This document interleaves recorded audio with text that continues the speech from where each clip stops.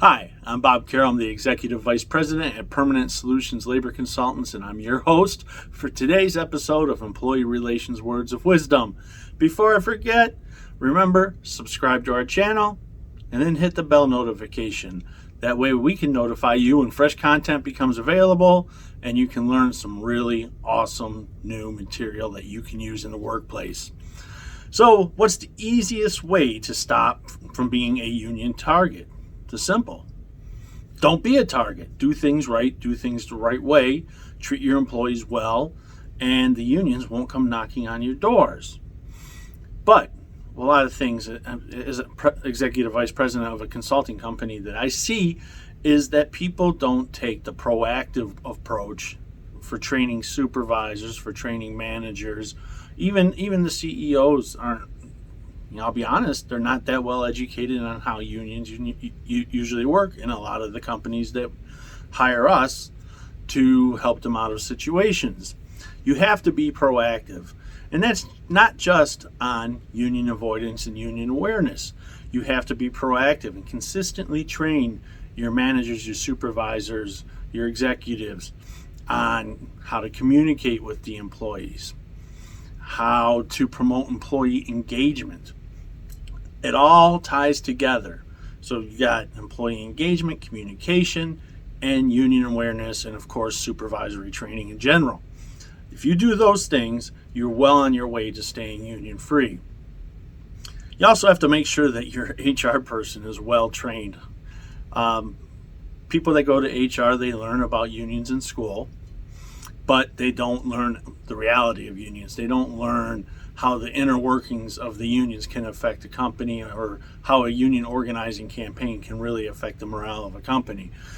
You need to make sure that they have accessibility to learning how to maintain a union-free status, and if a union campaign comes, how to limit unfair labor practices that may come your way, and how to talk to the supervisors on the front line so that they certainly aren't making unfair labor practices or making matters worse by going out on the front lines and treating the employees in a way that wouldn't actually make it easier for the unions to come in.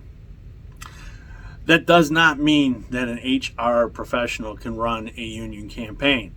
By any means, I am very clear on this. Most HR people, unless they have experience in labor relations, they've ran campaigns before, but the typical HR generalist, HR manager, even most of the VPs of HR that have never been through a union campaign cannot run a union campaign, but they have to be involved once that process starts. So what happens when you do get a petition? 95 to 99% of our clients that we talk to, we ask them one question when we first meet, and that is, were you surprised that you had a NLRB petition? And the answer is usually yes. The unions do a very good job at keeping that underground and making sure that you don't know about it, giving you only on average 21 to 24 days to put your pieces together and launch a counter campaign and hopefully win your campaign. So you have three choices. You could go at it yourself, make an attempt, but I have to tell you, you got about a 30 to 35% chance of winning if you're doing it yourself, because let's face it, you probably don't know what you're doing in the first place. What most people do is they hire an attorney.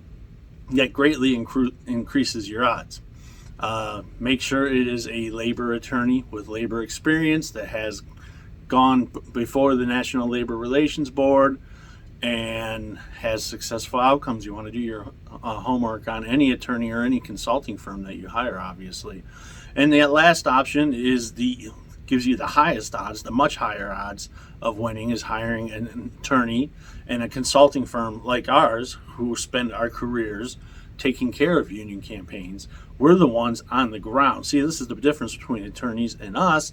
Attorneys will not go on the ground generally and talk to your employees about the realities of unions. Companies like ours, that's exactly what we do.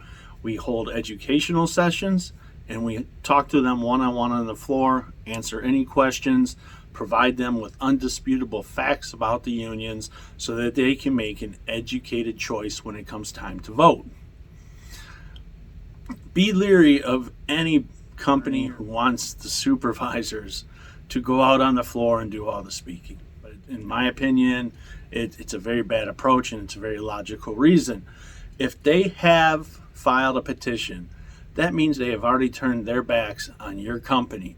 They've turned your backs on your management team. They've turned their backs on your HR person. They've turned your backs on your supervisory team. So how are those people supposed to have legitimacy when they're going out and trying to spread a message to the employees to vote no for a union? That's why it's important to have consultants who understand through strategic empathy and know how to use emotional intelligence to reach them and get them to understand the facts and the truth. So you got to remember, like I said, they already turned their backs on you. And listen to the advice you're paying for. When you hire an attorney or when you hire a consulting firm, they're going to put you in a very, very uncomfortable position because they're going to ask you to do things that are not normal in your daily operations. But a professional knows exactly what they're doing to win. Remember, things that you were doing before caused the petition. So people like us, consultants and attorneys, we are going to tell you to do things that you are not used to.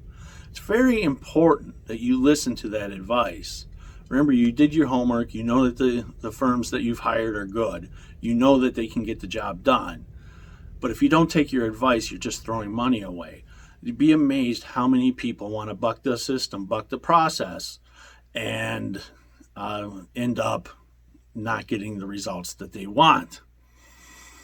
You got to understand that you're going to deal with delays in production, and things are going to be different. I mean, it's just the nature of the beast.